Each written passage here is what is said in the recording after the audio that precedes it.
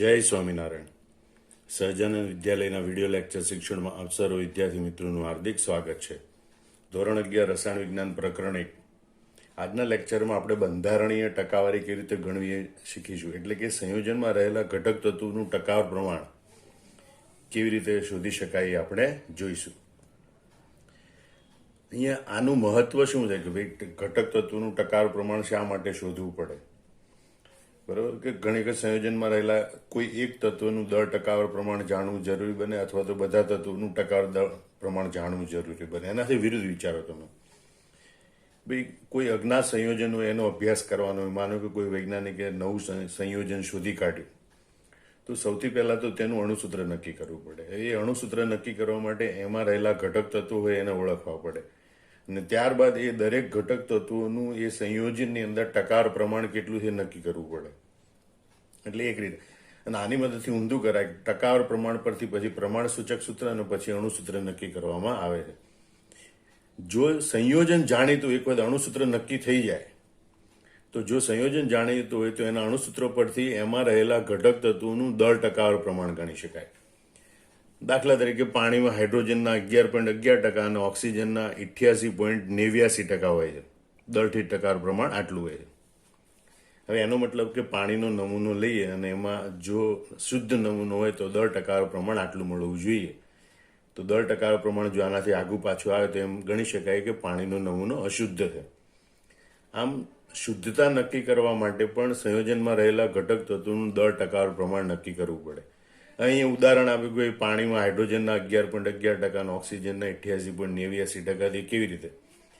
તો આપણે ટકાવાર ગણતરી કરતા નાના ધોરણોમાં શીખી ગયા છે. દાખલા તરીકે આપણા ક્લાસમાં 60 વિદ્યાર્થી છે, એમાંથી 6 વિદ્યાર્થી ગેરહાજર છે. કુલ વિદ્યાર્થીઓ 60 છે, એમાંથી 6 વિદ્યાર્થી ગેરહાજર છે. તો કેટલા ટકા વિદ્યાર્થી ગેરહાજર? તો ટકા 100 ઉપર ગણવાના હોય. ભાઈ 60 વિદ્યાર્થીમાંથી 6 વિદ્યાર્થી ગેરહાજર, તો 100 એ કેટલા? 100 ગુણ્યા 6 ભાગ્યા 60, બરોબર, બરાબર 10%. તો સિમ્પલ જે આપણી ટકાવારીની ગણતરી છે એ જ રીતે આ સંયોજનમાં રહેલા ઘટક તત્વોનું ટકાવાર પ્રમાણ ગણતરી કરવાની હોય છે. હવે આપણે કેવી રીતે ગણતરી કરી શકાય એ જોઈએ.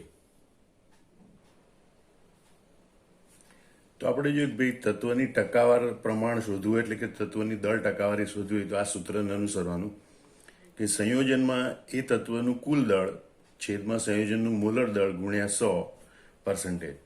તો આ રીતે આપણને ટકાવારી મળે. પહેલા આપણે સાદી, આપણે જે ત્રિરાશિ જૂની રીત શીખતા હતા એ ગણીશું, પછી આપણે આ સૂત્ર પ્રમાણે ગણીશું.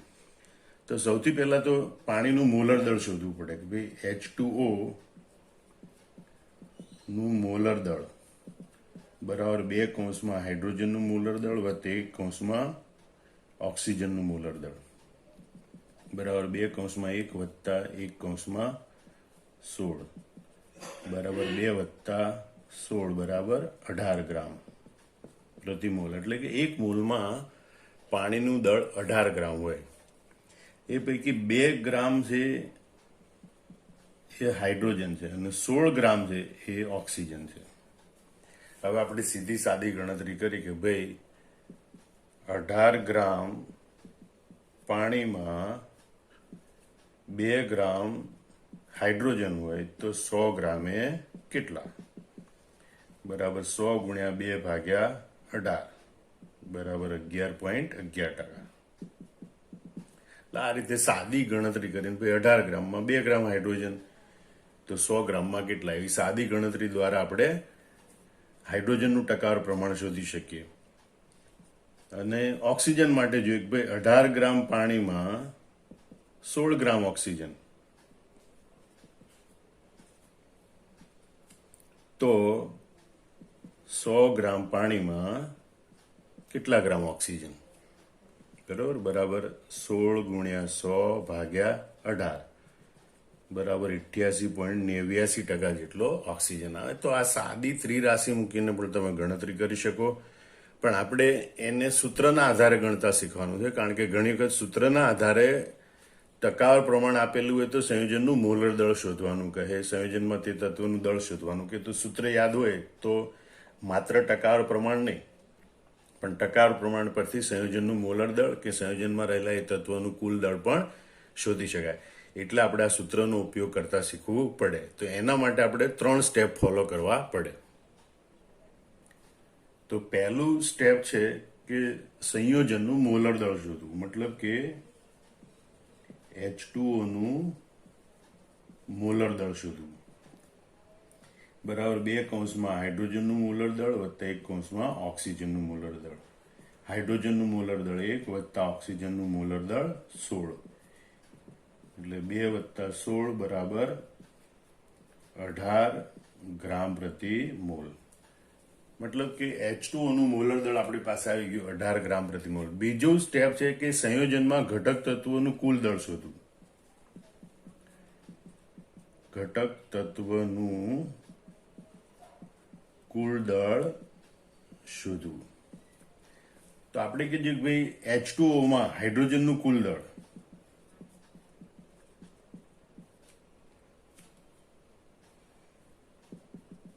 H2O માં હાઇડ્રોજનનું કુલ દળ. હાઇડ્રોજનના કેટલા પરમાણુ? 2 પરમાણુ. અને હાઇડ્રોજનનું મોલર દળ કેટલું? 1. એટલે 2 ગ્રામ. H2O 18 ગ્રામ જે 1 મોલમાં પાણી હોય એમાં 2 ગ્રામ હાઇડ્રોજન રહેલો હોય. તો ઓક્સિજનનું કુલ દળ, ઓક્સિજનનો 1 પરમાણુ છે અને એનું મોલર દળ 16 છે. એટલે 16 એકુ 16 ગ્રામ. મતલબ કે ઓક્સિજનનું મોલર દળ કુલ દળ કેટલું હોય? 16 ગ્રામ હોય. 18 ગ્રામમાં 2 ગ્રામ હાઇડ્રોજન હોય અને 16 ગ્રામ ઓક્સિજન હોય. અને ત્રીજું સ્ટેપ છે આપણે આ સૂત્ર લખી અને એની મદદથી ટકાર પ્રમાણ શોધવાનું હોય. સૂત્રની મદદથી પ્રમાણ શોધવું. તો આ સૂત્ર લખીએ કે ભાઈ હાઇડ્રોજનનું પ્રમાણ અથવા તો હાઇડ્રોજનનું દળ ટકાવાર પ્રમાણ બરાબર હાઇડ્રોજનનું કુલ દળ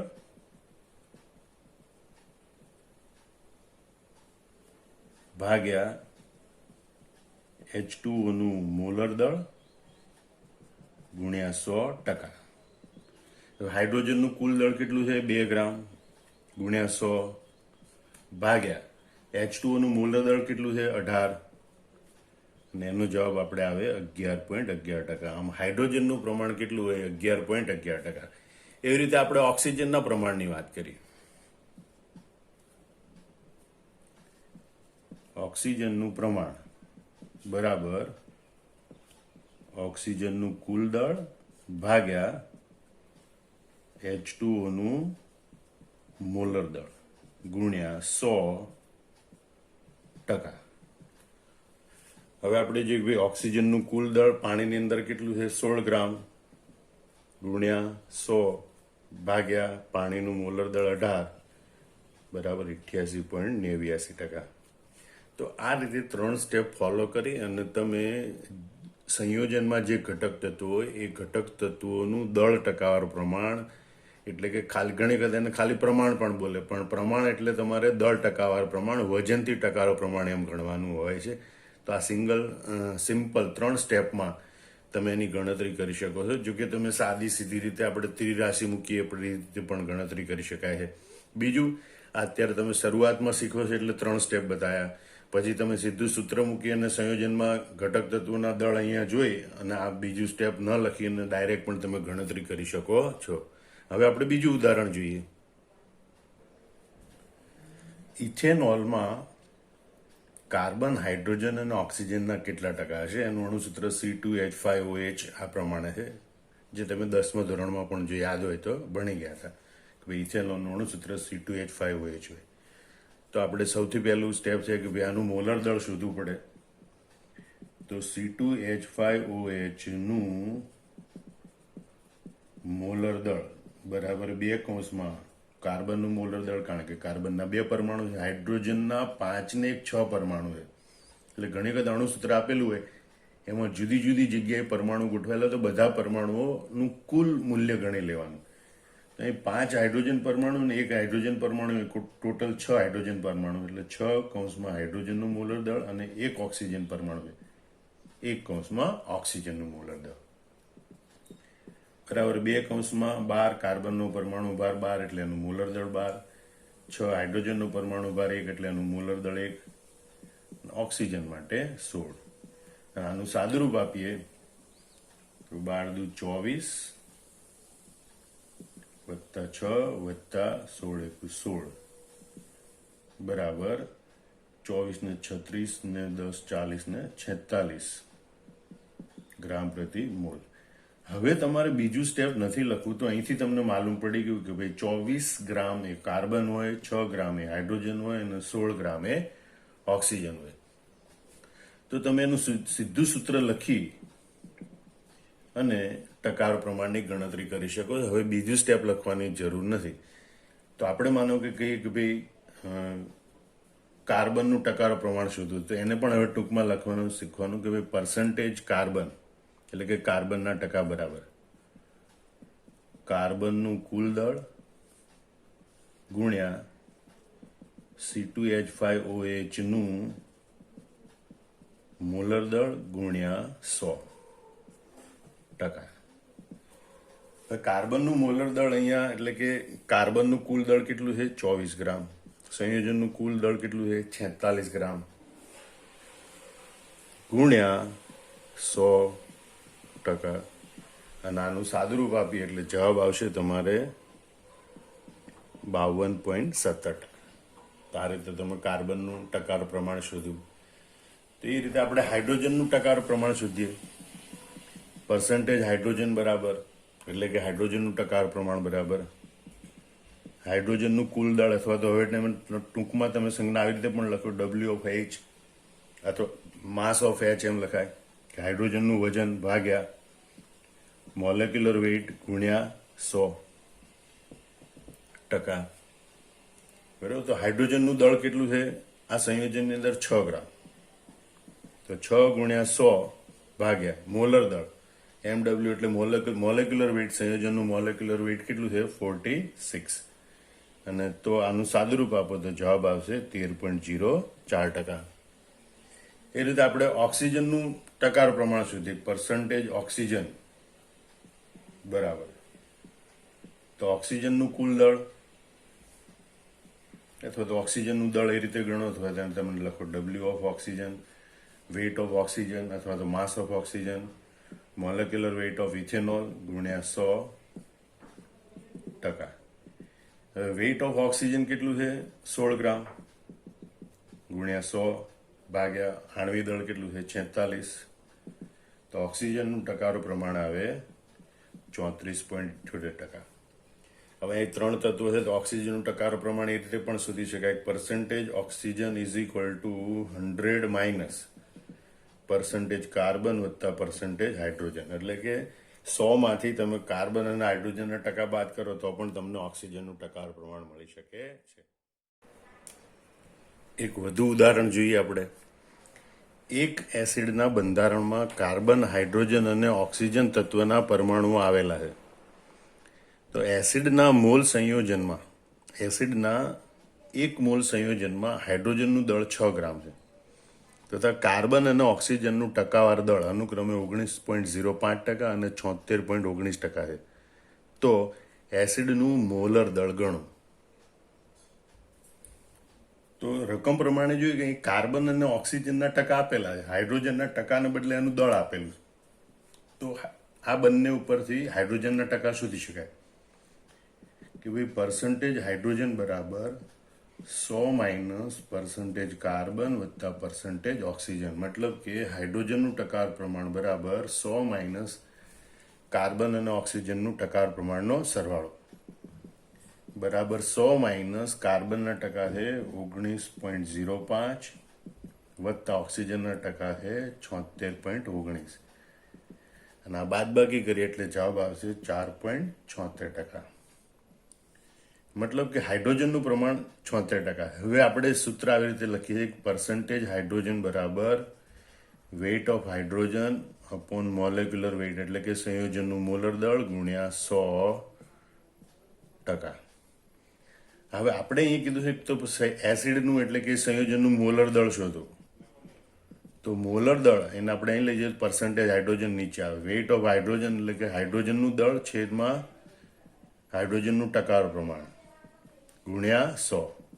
હવે હાઇડ્રોજનનું દળ કેટલું છે રકમમાં આપેલું છે 6 ગ્રામ ભાગ્યા એના પર્સન્ટેજ કેટલા 4.76 ગુણ્યા 100 અને તો એનો જવાબ આવશે 126.05 નિયરલી ઇક્વલ ટુ 126 ગ્રામ પ્રતિ મોલ.